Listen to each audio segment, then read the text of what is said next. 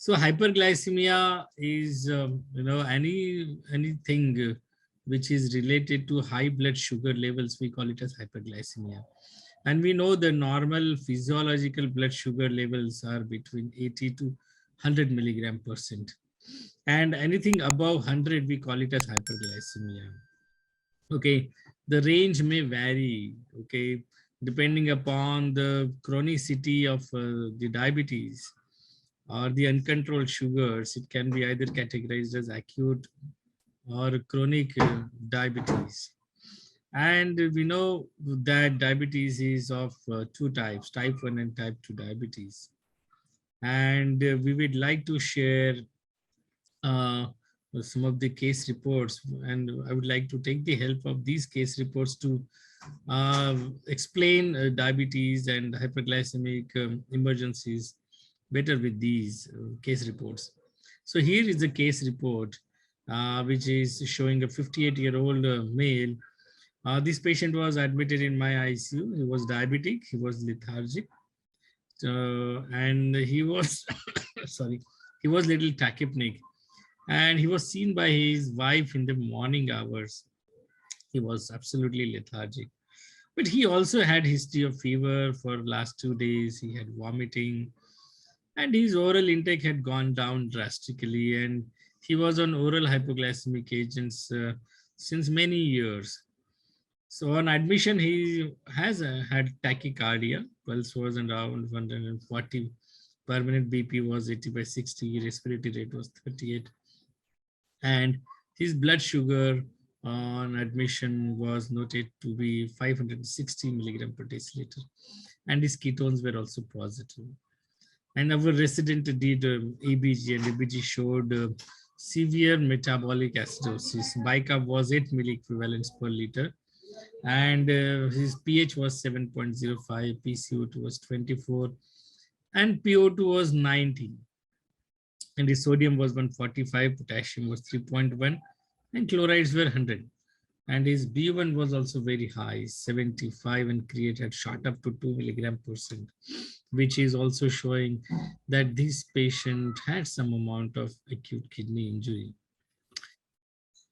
So as regards to this case, can I ask few questions? How would you all try and treat these patients?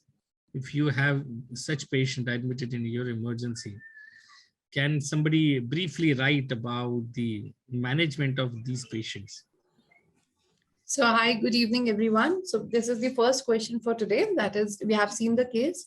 We have all the required diagnosis here. So what do you think will be the treatment plan? Am I right, doctor? Yes. Okay. So please write it on the chat box. We'll be taking the answers from there. So if it is interactive, that will be, absolutely, doctor.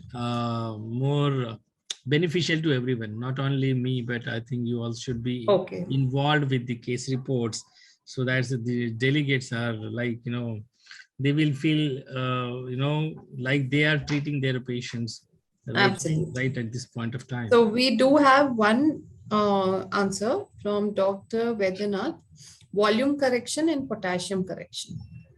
Oh, yes, absolutely right. Yeah. And Dr. Mehra, IVF, NS, insulin infusion, and potassium replacement. Dr. Vedya again has written third insulin. Okay. The first two was potassium correction and volume, and then he would like to tell insulin.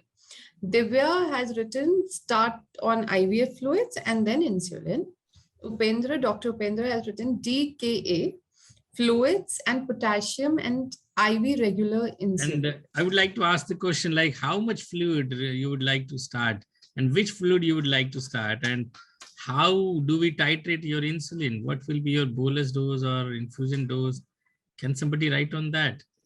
So Dr. Kenny has also written fluid resuscitation, potassium correction, and IV insulin infusion. And Dr. Nazneen, same IV fluids and insulin. And 1 point normal saline. Yes. How many? I mean, just 1 point normal saline is sufficient? Do you think how much is the fluid lost N is 50, normal saline 50%, and with 50 ml of insulin. So if you have a thought process that this patient has diabetic ketoacidosis, how much fluid deficit do we expect? If patient is in shock, then 500 ml, and then after 15 minutes, second bolus. Oh, somebody, yeah, Upendra has written already 3 to 6 liters of fluid loss. Okay, somebody wrote 2 liters. It may vary. And if it is hyperosmolar non-ketotic coma, how much fluid loss do we expect here? 10 ml per kg, Dr. Okay. Hemang. Okay. Any more answers? And what do you think is the cause of acute kidney injury here? Is it pre-renal, post-renal, or renal cause of acute kidney injury? The cause is for, okay, pre-renal. Oh. Everybody has written pre-renal. Okay, so everybody is very smart, very nice batch. Everyone seems to be very attentive. Good. Thank you very much for your... Dr. Kenny has written diabetic induced pre-renal. Okay, and pre-renal. Oh. Perfect. Thank you. So yeah, perfect. Thank you very much for the response, and it gives me a lot of